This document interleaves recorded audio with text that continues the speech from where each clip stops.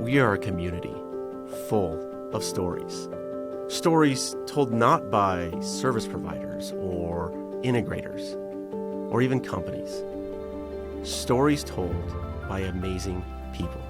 These are stories of triumph, stories of challenges, but mostly stories with a lot of laughter. I've been lucky enough to hear these stories.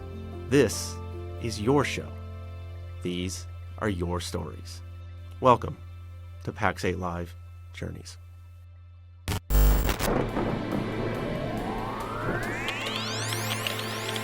Everybody at their core wants to do great work. They want to be successful, to be able to stand behind something they've created or they've built with pride.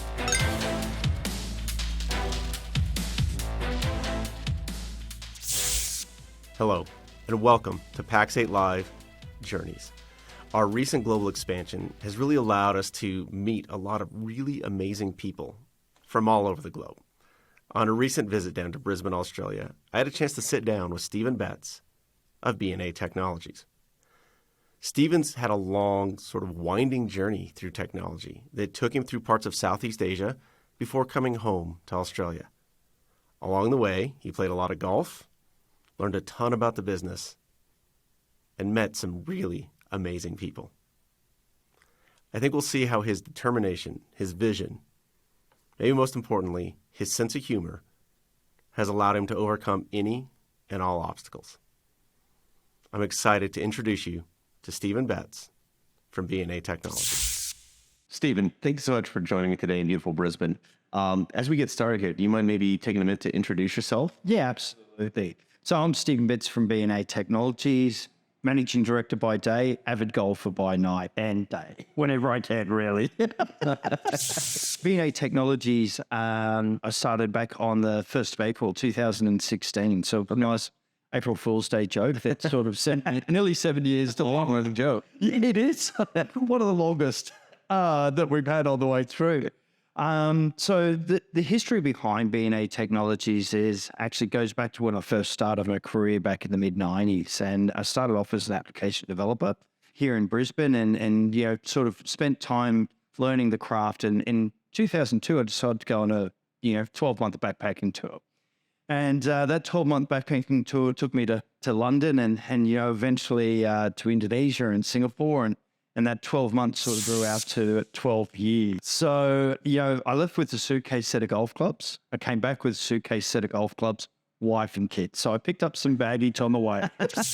There was a fantastic journey, and it was one that's really helped define my career and my life in a lot of ways. But it sort of also, during that journey, it taught me all of the skills that I needed to have to be able to set up a business and, learn the technical side of the things as well as the business side to run a business on the way through. So, 7 years later, we've grown to, around about 70, 80 clients globally as well. So we've got clients that exist all pockets of the world. And we look after really small, medium-sized businesses. So everything from the 1 to 2 sort of people business up to, some large businesses like hospitals or financial services that, manage around 15, 16 billion of funds or that 120 sort of user base around the world. So it's been an epic journey. Absolutely. That's amazing. Well, what I found actually really interesting is I know that you're doing really big business, particularly in the cloud infrastructure space. Correct. But you've got a relatively lean engineering team. We do. How do you manage that? Look, I think one of the things is really around understanding, having a really good team behind you, but also making sure that the problems as they're coming through, that we, understand what they are. Anything that's repeated, we jump in front of and ensure that across all environments are actually resolved. The other part is through our procurement business, through our hardware business, we ensure that what we're selling, what we're putting out there in the client space is actually something that's going to have longevity to it and is actually a very stable platform for them. And from that side of the business, we've had no complaints around speed, performance, anything like that. So we ensure that core platform that the clients are working on is, as stable as possibly can be. And, of course, all those other parts of patching and maintenance from those side of things are kept up to date. And that's really helped keep our ticket count, from a reactive place down to a minimum, and allowed us to be proactive with our clients. I love that. Super smart. And did I hear right earlier that you've actually expanded the business into some other lines? So it's not just technical services you offer. Correct. So when I first started the business, I sat down on the first weekend and I actually developed the website. And, it's the first time in a long time I'd actually started cutting code again, like, put the propeller head back on and started, all right, what are we going to do? And what am I going to make this business do? And I came out with 3 core tenets. And, it was quite interesting as I thought through the journey of what we wanted to achieve for our clients and what our clients would want, most of all to be helped with. So what we started with is, how to help our clients minimize their costs with technology. Right. And that was all about, disrupting that MSP market, disrupting that infrastructure market. So I've got a number of clients that, and this is going back, 6 years where I'd walk in the door and they were paying a consultant or their MSP, for example, who lived in Brisbane, they're in a remote place, $250,000 a year. Just for his services, purely his services. He'd been on site once in the last 5 years. Prior to that, was just absolutely making a mocker out of them. So we've turned that business around today. And so their services, including their licensing cost, is no more than $50,000. Okay. Wow. And so his services along with that, $250,000. So we were saving him over $200,000 just on, for the whole that part of it. And there's a whole lot more horror stories that go around that. But that was really one of the foundational things that we were looking at. How do we really help our clients, like these small businesses, understand that, from a managed services provider side, that you don't have to pay through the nose to have IT support? Because for our clients, IT is a dark art, right? They don't understand it. They trust their IT provider. Their IT provider says, pay $10,000 for this. They're going to pay it, right? Another client at the very start came to me with a quote for $20,000 for a new server. And I said to him, okay, how many users you got? They've gone, 3. And I'm like, oh, okay. And what do you need the server for? Oh, we run a program. We need to share a file. Oh, wow.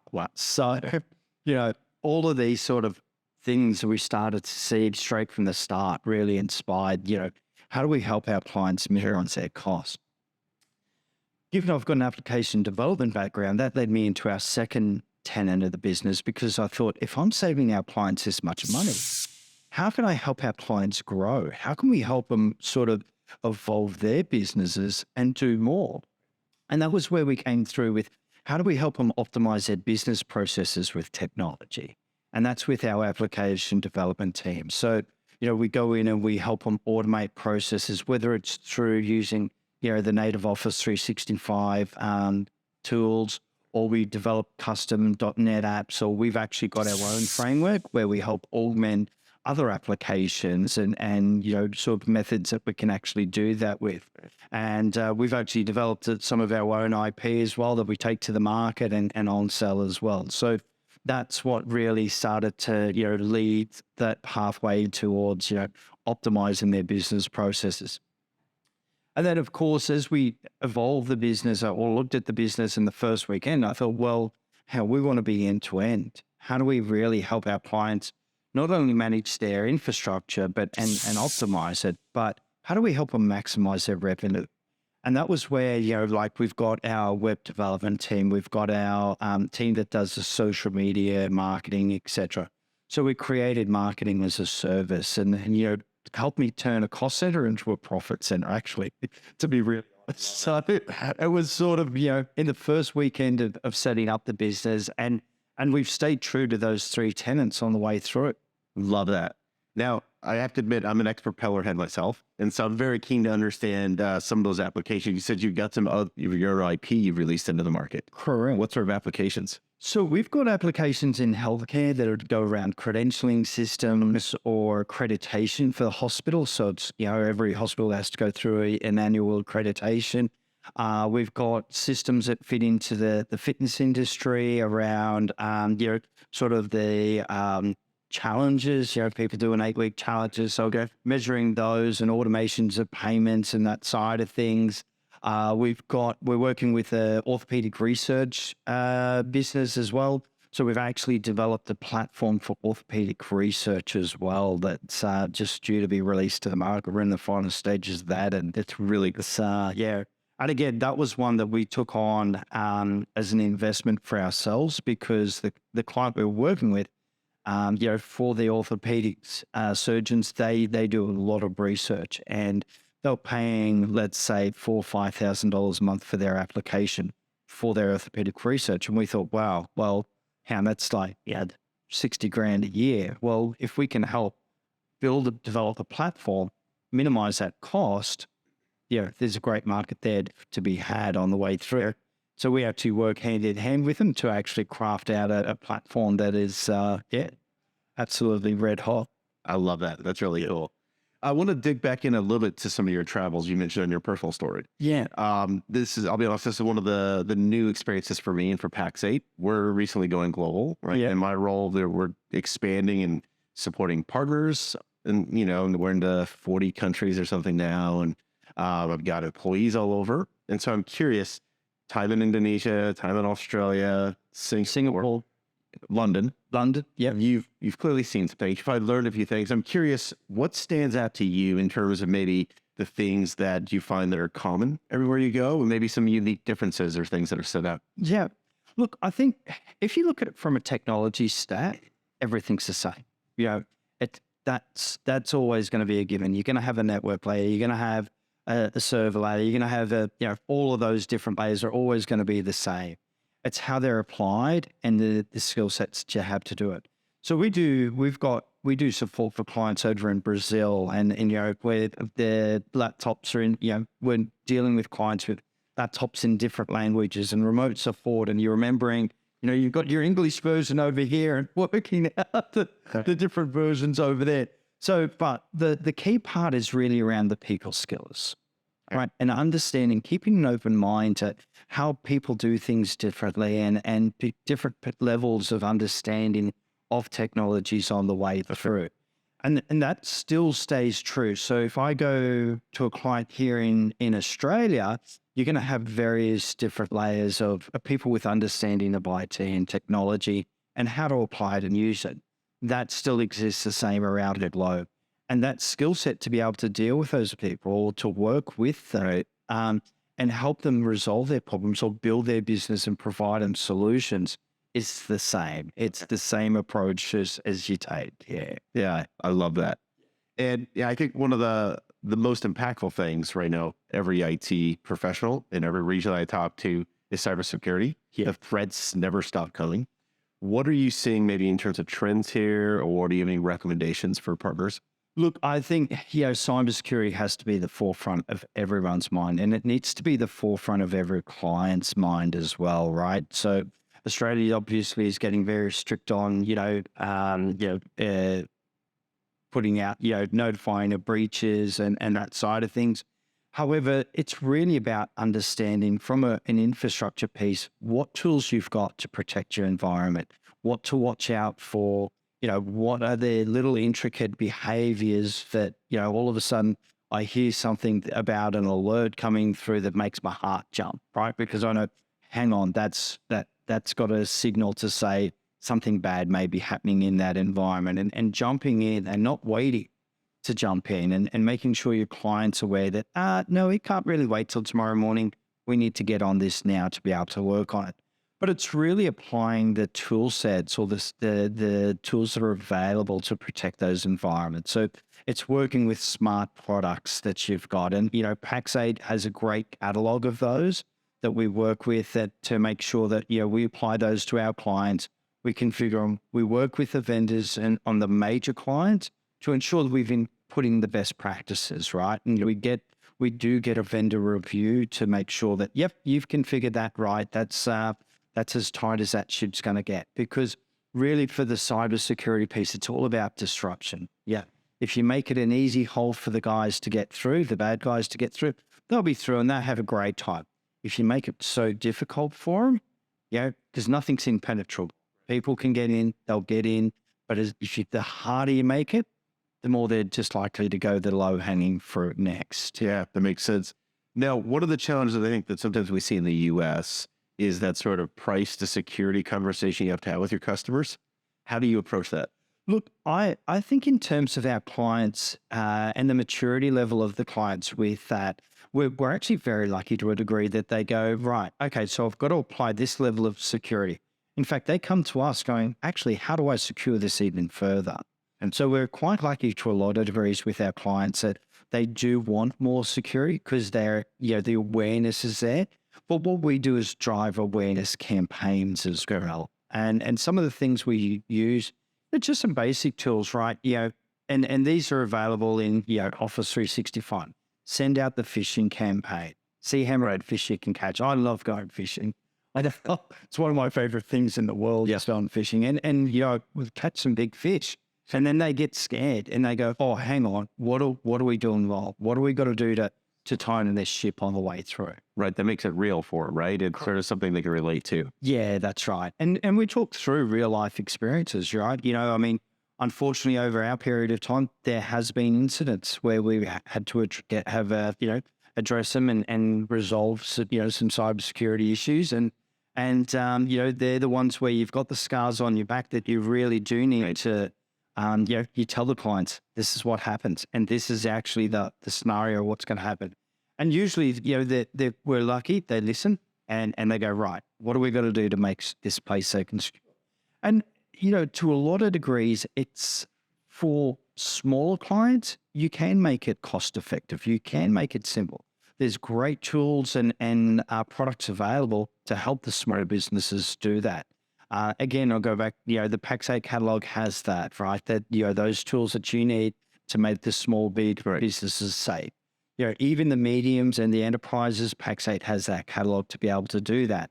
And it's then when you're getting into the more sophisticated side of things, making sure you got the right expertise. And not only that, to ensure that you get a review from that vendor, right, for the critical clients. Because at the end of the day, what I find is that, and this is coming back from my ex-Microsoft days, right, where, we'd go in and do the review for the partners on their designs and their implementations to go, yep, we'll give you the tick of approval, because that then gives them the confidence and the client the confidence that they've got the best solution in place, but also passes part of that responsibility back to that vendor as well.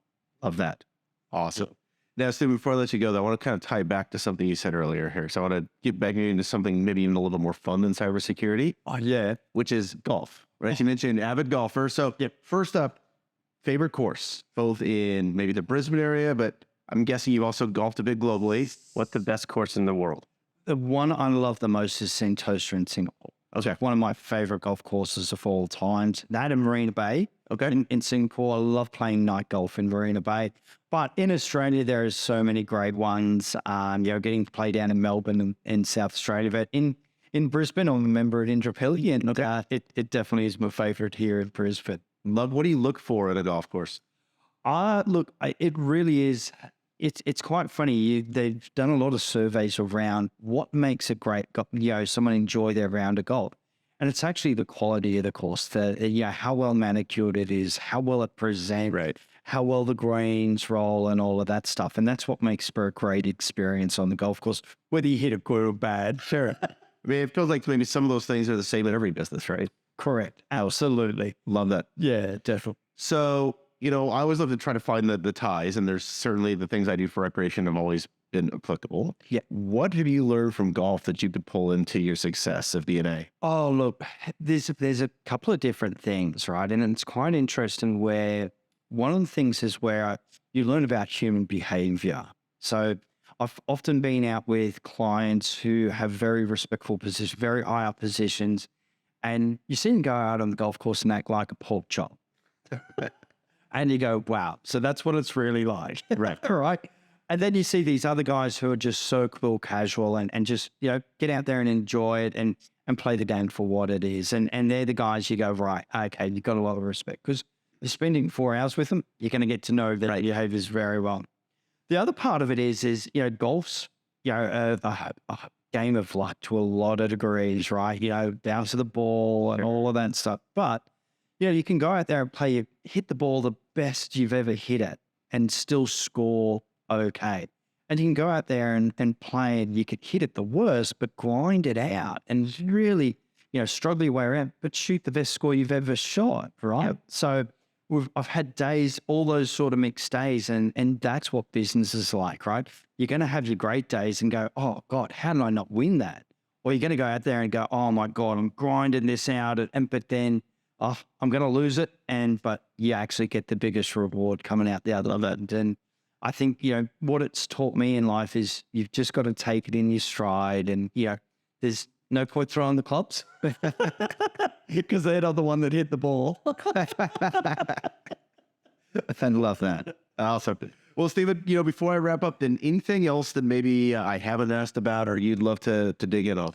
No, look, I think in general, our relationship with Pax8 has absolutely been fantastic. From the start of Pax8 coming out here to Australia, we've really enjoyed it and seen a lot of benefits to our business.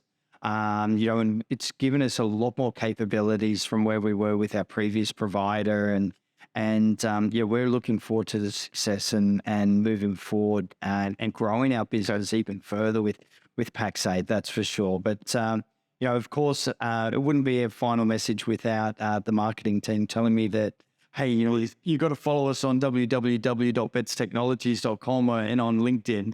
I love that. Perfect. Thank you so much. Bye, please. One more time. That was www.betstechnologies.com. Thank you so much, Stephen. Appreciate it. Cheers, mate. Thank you. Amazing opportunity to sit down with Stephen Betts from B&A Technologies down in Brisbane, Australia. I'm very thankful that Stephen was willing to share with us his global journey. I'd like to wish Stephen continued success, both in his business and on the golf course. If you're a partner with a unique journey or a story to tell, we want to hear from you. Reach out to me on LinkedIn or drop a comment down below. And don't forget to smash that like button and subscribe to our channel. We're here to take you on the journey, both live and on demand. Always. Until next time, enjoy your journey.